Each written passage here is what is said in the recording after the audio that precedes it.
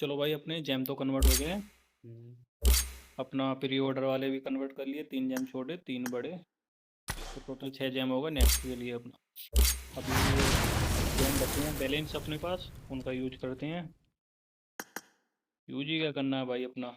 Victor Victor तो सब है अपने पे, अचीवमेंट की बात नहीं है, एक ही हम रिडीम कर देते हैं। चलो फिर 1 2 3 नहीं कि भाई कर दें। कर दो। ये लो सामने। और ये कलेक्ट हुआ। ये लो भाई। चलो, इसका एक स्क्रीनशॉट ले लेते हैं। ठीक है, मूवमेंट्स पे भी डाल देते हैं। तो जी,